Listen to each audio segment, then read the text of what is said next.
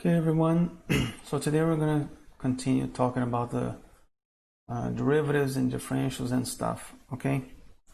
So at one point in one of the videos in this channel, I showed this stuff right here. That the limit of sine of theta divided by theta as theta goes to 0, this limit equals 1. I use the sandwich theorem to prove this. Okay, now we got another limit that's going to be handy. It's the limit, of course, as theta goes to 0, okay, of 1 minus cosine of theta.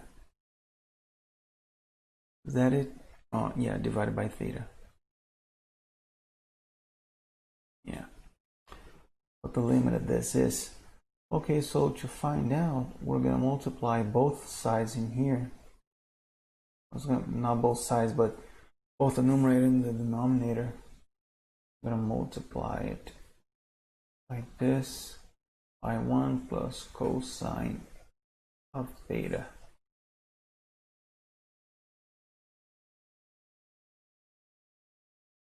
All right, now you're going to multiply then the numerator. Okay, this is going to be the limit as theta goes to 0 of, you see, here you have 1 plus cosine of theta times 1 minus sine of theta. Yeah, because the whole thing is multiplying, okay? So it's going to be the square of the first minus the square of the second in the numerator. So it's going to be 1, because 1 squared is 1, minus cosine squared of theta. All right? In the denominator, you're going to have theta times 1 plus cosine of theta. Okay. Now there's a trigonometric identity that says that this stuff right here, the numerator, equals sine squared of theta. Okay? And I'm gonna put sine squared of theta in the numerator, and then I'm gonna separate the denominator. I'm gonna multiply two fractions here. So it's gonna be sine of theta divided by theta times sine of theta divided by 1 plus cosine of theta. And of course we're taking the limit, so it's going to be the limit of all this stuff as theta goes to 0. Now, we've already seen this, right? We know that, for example, the sine of x divided by x as x goes to 0 when x is a radian or maybe a degree, right? When we're talking about degrees here, now we're just replacing x with theta. We're just replacing x by theta. So we know that sine of theta divided by theta as theta goes to 0 is going to be 1. So this thing here is going to be 1 times.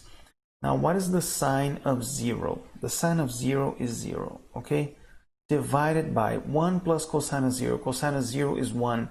So it's going to be 1 plus 1, which is 2.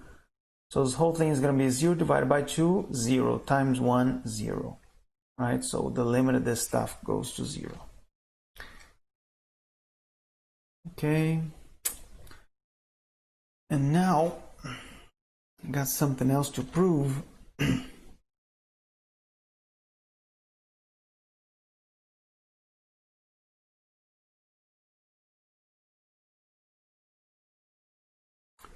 Gotta prove one thing here.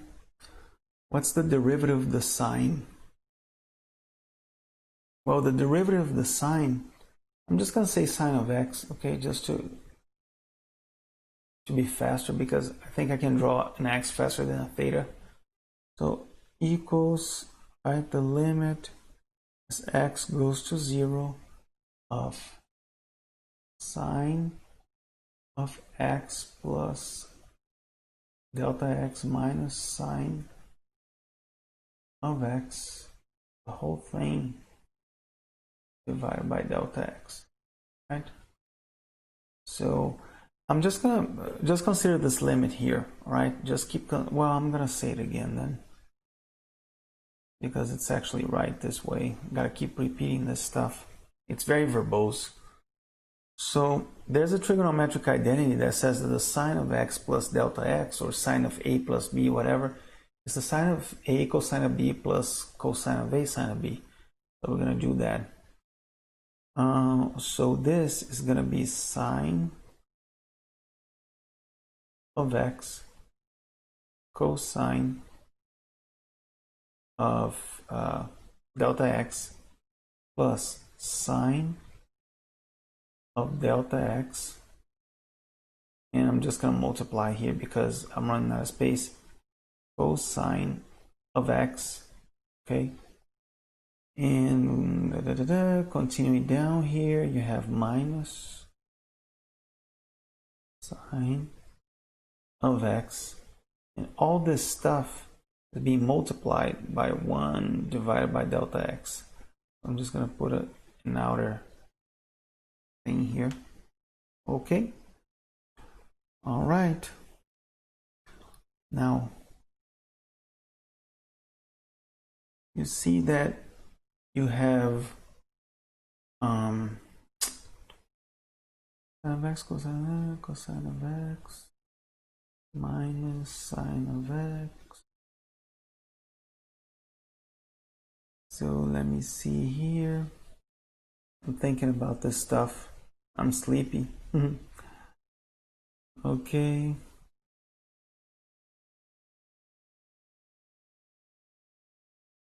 So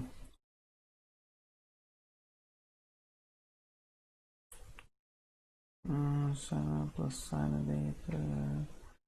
Let me think here about this stuff. Yeah. Well, you see, this equals the limit as x goes to 0. Okay. Now we got something here that doesn't repeat anywhere, which is sine of delta x cosine of x. Okay, so that's this term right here where I use that one. Now I gotta take care of the other one. And what do you have for the other one? Well, we can say that it's plus or minus. We can say that it's a minus. It's gonna be minus, and I'm just gonna factor the sine of x out of these two terms, the two terms that are left. Okay, minus sine of x. And now we're going to multiply. Well, minus sine of x divided by minus sine of x equals 1. Okay? Minus sine of x cosine of delta x divided by minus sine of x is going to be minus, so sine of x cosine of delta x divided by minus sine of x is going to be minus cosine of delta x. All right? So this whole thing is going to be, and multiplying here, 1 divided by delta x. I put here, and another one here. There you go. Oh yeah, and it says delta x goes to 0, right? I'm making a mistake here. It's delta x in here. Yes, as delta x goes to 0, not x goes to 0. Because that's the derivative, right? That's the differential. The differentiation formula. Okay, now we have this thing here as delta x goes to 0. You're going to have the sign of 0 here. So this thing, okay, right here is going to be 0. Well, let me think here. I'm going to rearrange this stuff because you see, what you have is sine of delta x cosine of x divided by this stuff. Okay, now we've seen what the sine of delta x divided by delta x as delta x goes to 0 is. Okay, this thing here, divided by this, just divided by that. As delta x goes to 0, approaches 1, okay, it's the sine of x divided by x as x approaches 0. So we've seen that this stuff is 1 before. Okay, so we can replace all this stuff with 1 times cosine of x. So it's just going to be here cosine of x. And on the other side, you have minus sine of x. That multiplies what? Multiplies this stuff in here, okay? And so you have 1 minus cosine of delta x divided by delta x as delta x goes to 0. Well, we just saw that when you have an expression like this one in here, okay, as delta x goes to 0, this goes to 0. We've just seen it. So we can just multiply this stuff by 0, so this is going to cut off, okay? And the only thing you're going to be left with is cosine of x. Okay. Now, similarly, you know, you can use similar way of thinking that I'm not going to show here. So the derivative of sine of x, okay, with respect to dx equals cosine of x. You can use the same logic to find the derivative of cosine of x with respect to dx equals minus sine of x. Okay, I did a mess that proves this stuff. I'm just going to show it to you guys so it doesn't appear that I'm lying. It's really messy and I didn't do it to present it to anyone. So there you go. This is the proof. Okay. Why? I'm just going to try to walk you guys through this mess in here. Because this I did for myself. When I do it for myself, I just make a whole mess. Where are you? Okay. Here we go. So you see, what is the derivative of the cosine of x? It's going to be cosine of x plus delta x. It's going to be this cosine of x plus delta x minus the cosine of x. The whole thing divided by delta x as delta x goes to 0. Okay?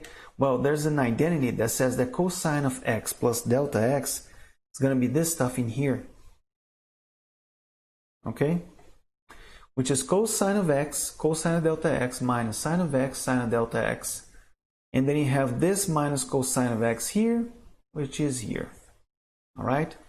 And now what I did is to factor out the cosine of x, because you can see that you have, let me unmake all this mess. You see that you have cosine of x here and cosine of x here. Okay, so I'm going to factor out this stuff. And what are you going to be left with? You're going to be left with this term in here. And you're going to be left with this term in here. Okay. Now the first term, what do you have here again? You have 1 minus over here. You have 1 minus cosine of delta x divided by delta x as delta x goes to 0. This goes to 0. Okay, so this whole term in here is 0. And here you have a minus, okay? And then you, well, I just used this term and I used this term. Okay, and now you have this thing here which is dividing. So you have minus sine of x times sine of delta x divided by delta x as delta x goes to 0. Well, these two terms in here, these two, you can put them together. It's going to be sine of delta x divided by delta x as delta x goes to 0. This goes to 1. Okay, so all you have is 1 in here times the minus sine of x, and that's what you have here. Okay, minus sine of x. So that proves that the cosine, the derivative of cosine of x equals minus sine of x. Now we're gonna make a few exercises. I'm gonna do a few exercises here. numeric exercises, right? So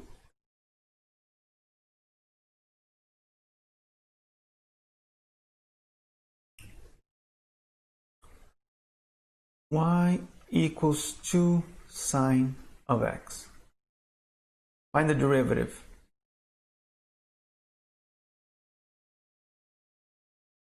Well, the constant just repeated, and the derivative of this stuff in respect to x, sine of x is what? Cosine of x. Good. The next one.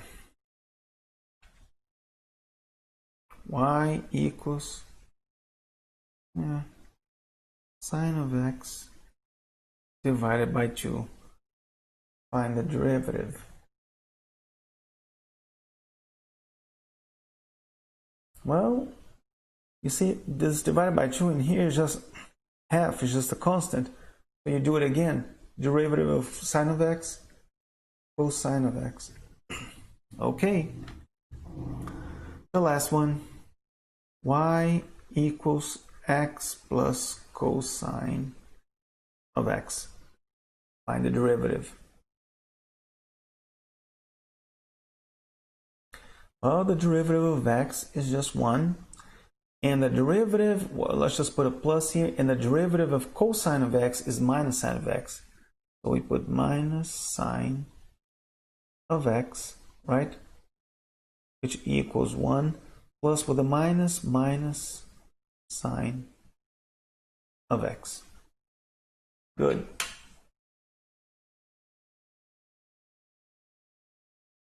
Okay. Now let's see.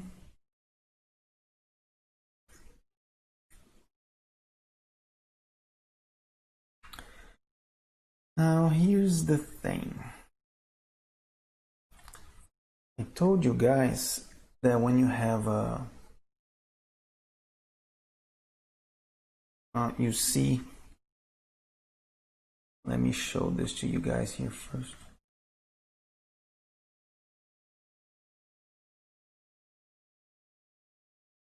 And now you have a function like this,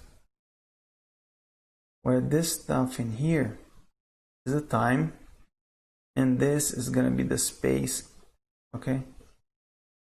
So, yeah, so this is going to be the space, and this is going to be the time. The space is in feet, and the time is in seconds. Let me just put lowercase s in there.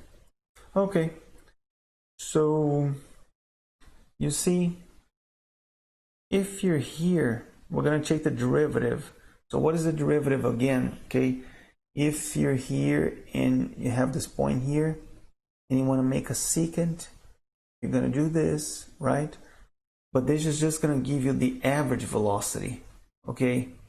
This is going to give you the whole difference. It's going to give you delta s divided by delta t. So this is delta s, and this here is delta t. And it's just going to give you the average velocity. We put a bar on top to indicate that it's average. Now, if I want the instantaneous velocity, I want the instantaneous change of space with respect to time. So what is that? It's going to be ds dt, okay? This is going to give you the velocity formula. This is a formula, okay? Yeah, because sometimes you think the velocity is like, I don't know, maybe 100 meters per second, 55 miles an hour. Well, in physics and mathematics, this 55 miles an hour is actually a constant, okay? And it's a function. Just because it's a scalar, it's just a number in there, 55, 45, 40 miles an hour. That doesn't mean that it's not a function. It's still a function, it's a constant. It doesn't depend on time, it's just 40 miles an hour, always. But it's still a function, it's a constant, okay? So, you see, we got a little problem here that's starting to mix physics and... So if you have this stuff in here, the space, okay, of a ball that's being thrown upwards. So the space is going to be given by this formula. Okay, I'm not going to get too much into physics here, but what you have in this case, all right, is going to be the final space equals the initial space plus velocity. Okay, I don't remember right now if this is going to be the median, the average velocity. I think this is going to be the average velocity. Yeah, I think this is going to be the average velocity times the time plus the acceleration, which is constant, okay, times time squared divided by 2. So in this case, what is the acceleration what's the t-squared coefficients? Minus 16. So what is the acceleration? Okay, if a divided by 2 equals minus 16, a equals minus 32. Does that make sense? Yes, because this is going to be the gravity of the Earth. It's minus 32 feet per second squared. Okay,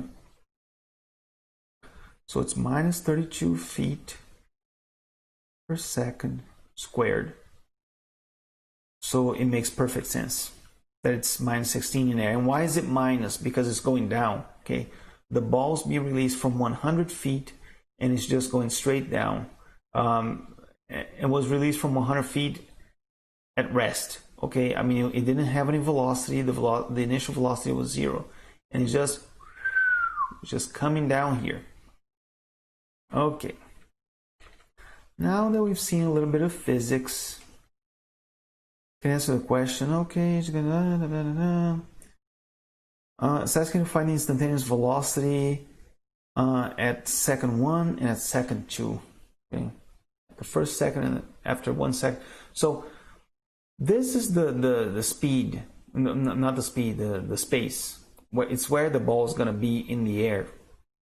Now, if we want to find out the velocity, what do we have to do? We got to derive this stuff with respect to time. Okay, so how do you do that?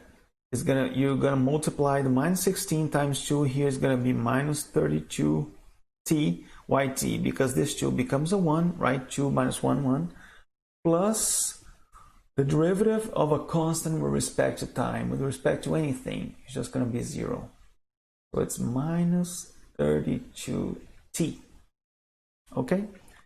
Now in the first second, all you gotta do is to replace it in here. In the first second is going to be minus 32 feet per second. And in the second second, you're going to put a 2 here. It'll be minus 64 feet per second. Okay. Oh yeah. Remember that formula that I just talked to you guys about? I'm going to undo here because maybe... No, I don't think so. I don't think it's going to show up. That I have, I'm going to write the formula, the space here again. It's going to be a divided by 2t squared, a plus, and I didn't know what the coefficient of t was. Well, it's v0. It's the initial velocity.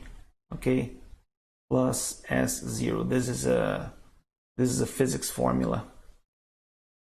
Okay, now we got another equation here.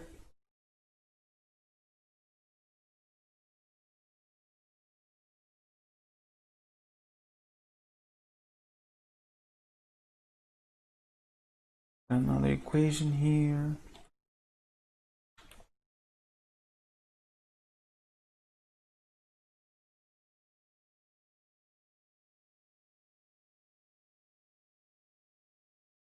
Okay. So it's asking, this is the equation of the space of a diver, okay, or somebody that's jumping.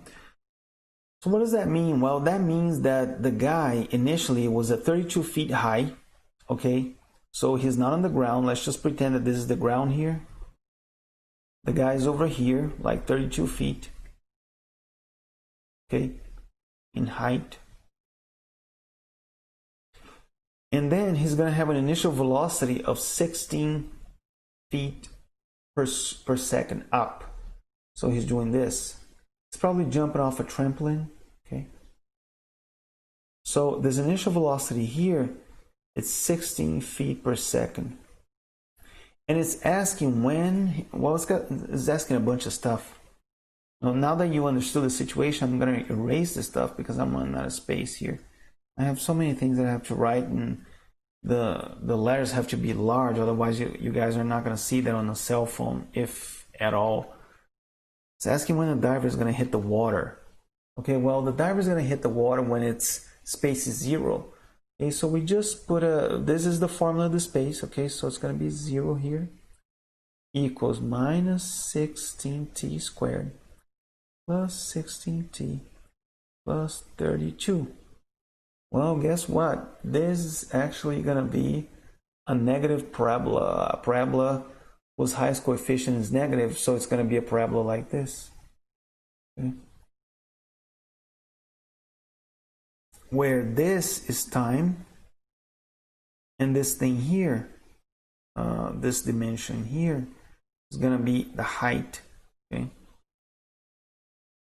So the guy's going to be kind of like here, and then he's going to jump, he's going to stop rising, and then he'll start falling again. So what we can do here is like, we can, well, when is he going to hit the water? Okay, I'll tell you what I'm going to do. I'm going to pass all these things over here so that I have a positive t squared coefficient. And I'm going to divide everything by 16. Okay, I can divide this whole stuff in here by 16. So it's going to be t squared minus t minus 2 equals 0. Okay, so the 16 minus 16 squared to the other side became positive. The plus 16 went to the other side, became negative. And the plus 32 went to the other side, became negative. But 16 divided by 16, 1. So you got 1 here. 16 divided by 16, 1, you got 1 here. And 32 divided by 16, 2, you got the 2 here. Okay? Now, this, I think I can do this like that, instead of using Bhaskara's formula. Okay? You put a t here, and you put another t here. You gotta find two numbers whose sum, whose addition is -1, and whose multiplication is -2. Okay, so I think that it can be -2 and 1, because -2 plus 1 minus 1 is over here. All right, and -2 times 1 minus 2, you got it here. Now, what does that mean? That means that he's gonna hit the water in in 2 different times. Okay, t equals -1 and t equals 2. Well, we're not going back in the past, so we forget about this stuff, and he's going to hit the water at the second after he jumps. So he jumps, 1, 2, he hit the water. Okay, what is the instantaneous velocity of the diver when he hits the water? Well, he's going to hit the water, okay, in the second. Yeah, in the second. That's funny. He's going to hit the water in the second. Okay. Now, what is the instantaneous velocity formula? It's ds over dt. So we just got to derive this stuff. It's going to become this thing here, okay? It's going to become minus 32t plus 16 plus 0. You don't have to worry about that. And it's asking for the instantaneous velocity when it hits the water, which is in second. So it's going to be minus 64 plus 16, which is going to be minus... oh, it's funny. Oh yeah, minus 48. Right. And then you're probably asking yourself, what the heck? Why is it negative? Well, it's negative because space is positive up, velocity is positive up, the acceleration is positive up, okay? And the guy is doing this. He's coming down. So what's going to be his speed right here when he hits the water? It's going to be negative, okay? And that's why you have this negative 48 in there. Yeah, and it'll be feet per second. Okay. Now, it's asking for the average velocity. Well, the average velocity from when it starts, well, just about his starting to jump, okay? Just before he dies, well, not before he dies, before he jumps off the trampoline. At the instant he jumps off the trampoline, right? What was his speed? Was 16. We saw it in here, look. Okay, it was 16 positive, right? And his final speed is his final velocity, because speed is always positive, okay? So his initial velocity is 16. His final velocity is 48. So the average velocity, which is the same stuff as this, it's what you learn in high school. It's the final velocity minus the initial velocity divided by the time, okay, by delta t. Now we know they hit the water 2 seconds later. So this here is going to be, we're going to divide this by 2, okay? What's the final velocity? Minus 48. And what's the initial velocity? 16, so it's going to be minus 16 divided by 2, okay? If this becomes too much of a mess, you can simplify and do this. It becomes 24. This becomes 8. Okay, since they're all negative, right? Just going to be minus 32 feet per second. Yeah, that'll be that stuff. Okay, guys. Let me think here. I can still go a little bit. Okay, now I'm gonna prove something here because it's gonna be needed.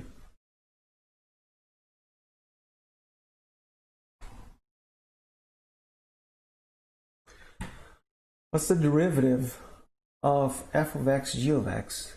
I have derivative f of x g of x.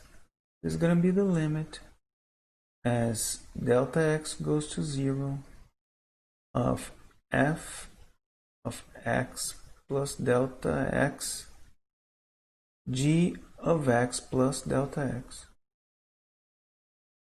divided, yeah, you know what, I'm not going to make this huge division here, minus f of x g of x, and the whole thing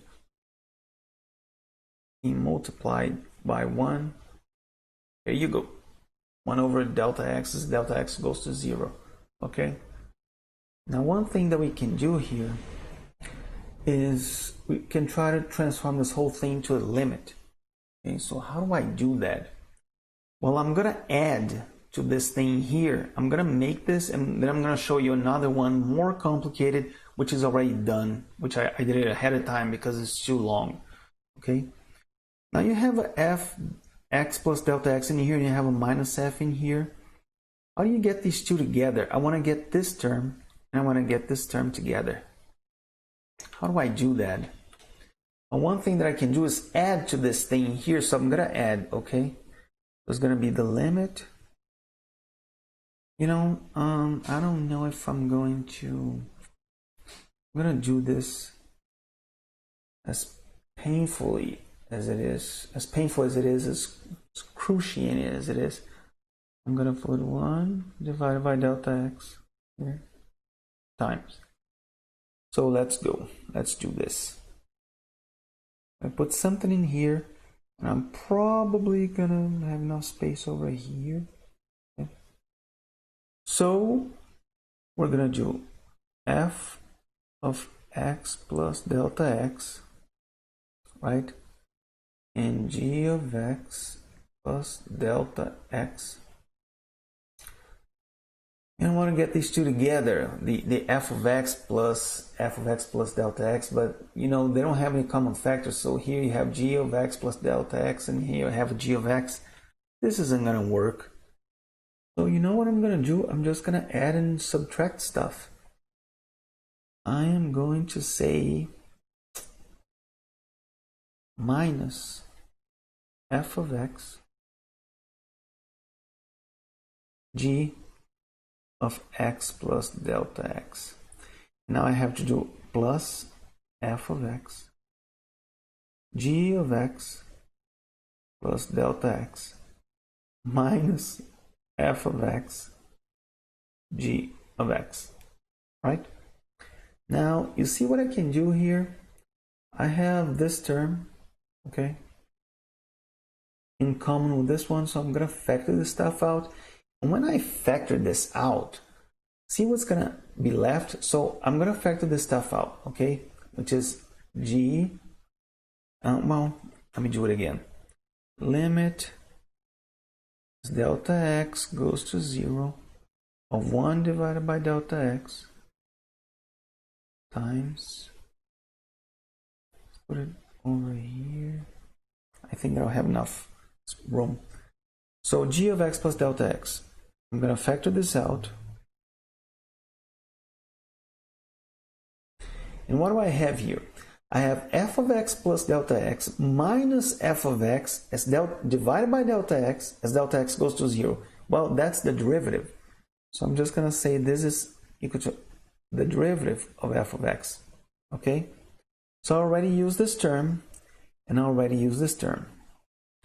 What am I left with? I'm left with this stuff in here. Okay? So I can just do a plus. And I have an f of x in here and an f of x in here. So I'm going to factor the f of x out. Okay? And what am I left with? I am left with g of x plus delta x minus g of x, because I'm going to factor this stuff out, right? So I'm left with this thing here, g of x plus delta x minus g of x divided by delta x as delta x goes to 0. Well, that's the derivative of g of x. So I can just do this. And there you go. I don't have to do the limit anymore because I've already done it, okay? So yeah, from this line over here to this line, I've already taken the limit. So, oh yeah, and then, well, I took the limit, but I can still do something here. You have g of x plus delta x, but what is delta x? Delta x goes to 0, so you don't have to worry about this, okay?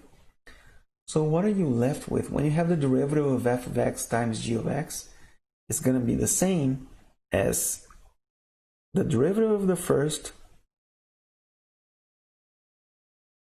times the second plus the first times the derivative of the second. And there you go. Okay? Now, I want you to pay attention to this pattern. Why? Because here we have two functions. What if we had three functions? What if we had something like this? The derivative of f of x, g of x, h of x with respect to x. What's this going to be? Well, I'll tell you. It's going to be the derivative of the first times the other two. It's a pattern plus the first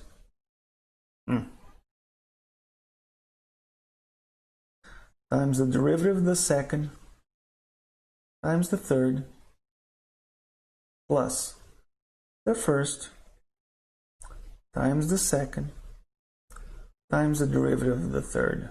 You see that they take turns, the derivatives. You're never going to have more than one derivative per term, okay? In this term in here, the derivative is on f or of f, okay? And in this term, the derivative is going to be is of g, and on this term, the derivative is of h. okay? So you have this stuff in here. Now, gotta prove that. And the way to prove it is by showing you guys something here. Something that I've already prepared in advance. You can pause the video and you can just see this stuff.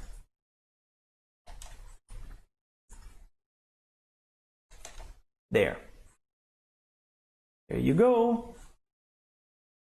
That's the proof, okay? So just to get you guys started, so you gotta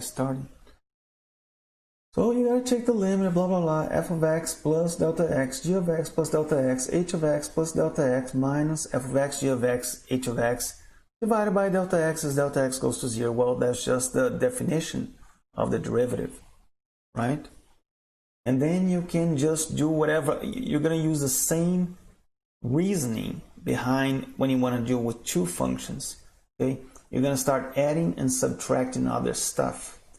So you can see that in this part right here, from this line all the way to this line, what are the original terms? Well, this is one original term, okay?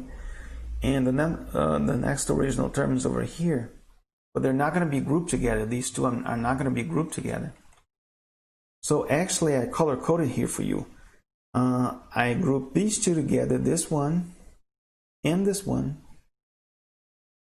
Okay, I'm going to show you here. So what you have here, you have f of x plus delta x, okay, and down here you have minus f of x. And the rest is just the same, g of x plus delta x, h of x plus delta x. So you can just factor out g of x plus delta x and h of x plus delta x. You're going to factor out this stuff, okay? And what are you going to be left with? You'll be left with this thing minus this thing right here divided by delta x as delta x goes to 0. Now what is that? That is the definition of, way down here on the lower left corner, that's the definition of the derivative of f, okay? And then you do the same thing. So these two yellow things in here, this term and this term, they got together to make this term, and this term became this term. Now, the green terms in here, they got together to form this term right here, okay? And this term became this green stuff. And the blue ones, I put them together like here to form this one here, and this thing formed this one down here. So that's it, guys. I just want to take a glance at that a little bit more. So now we're going to do an exercise here.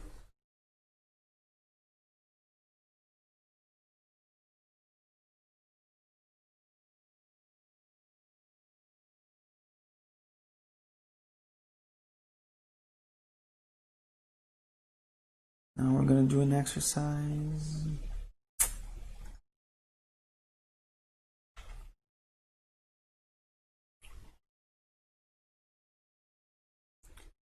Y equals x squared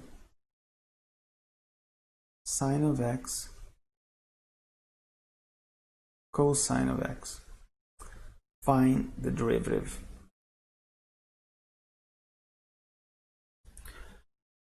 Okay, so it's going to be the derivative of the first, which is 2x, and then you repeat the other two. Sine of x cosine of x plus the first, x squared, times the derivative of the second, which is going to be cosine of x times the third cosine of x. So it's going to be cosine squared of x plus the first times the second, okay, which is sine of x. And then you have the derivative of the third. That was nice. The derivative of the third, which is cosine of x, so it's going to be minus sine of x, because the derivative of cosine of x is minus sine of x, times the sine is going to be sine squared of x, but it's a minus. Okay, so we have to erase this stuff in here. And we got to put a minus here. And that's it. That's the derivative. Of course, we can get things together. Okay, and here you're going to have x squared cosine squared of x minus sine squared of x. And maybe if you want to join things another way, you can simplify this expression to your heart's content. But this is a derivative.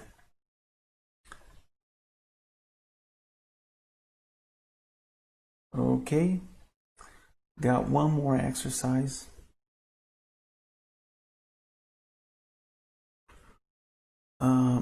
Here we have, you know what we have here? We have y equals 3x minus 2x squared times 5 plus 4x. Okay, now I want you to find the derivative of this in two different ways, using the product rule and just multiplying everything and then finding the derivative of each term independently. Okay. Okay, so here we go. We're gonna find the derivative of the first. Okay, so it's gonna be 3 minus 4x times the second plus the first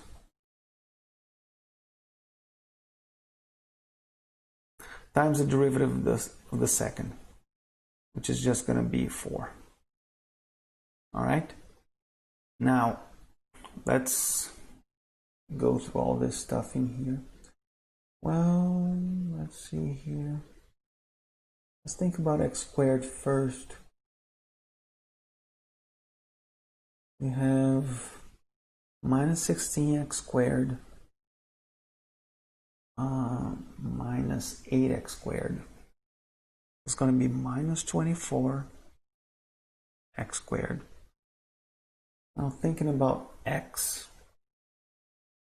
it'll be 12x. I'm just doing this because I'm too sleepy. Minus 20x. Okay. And here, you're going to have plus 12x. All right. So it's 24x minus 20x. That's going to be plus 4x. I hope I'm not making a mistake. If I make a mistake, I'll fix it later. Now let's think about the independent terms, okay? So you got 15 in here. And over here you don't have any independent terms, so plus 15. Okay. So that's the derivative right here. Now, let's find the derivative in the second manner. This is the second way of finding the derivative, okay? Let's just multiply everything. So what will be the x squared? We have 12x squared minus 10x squared. So that's 2x squared.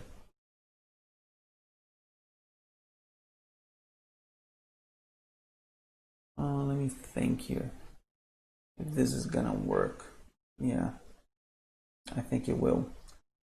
Actually, because you see, in this case, we're gonna have a cubed. So let's do the cubed first. Okay, it'll be minus 8x cubed. Minus 8x cubed. And now let's worry about the x squared. 12x squared minus 10x squared. So 12x squared minus 10x squared plus 2x squared. Okay, now let's think about x. It'll be 15x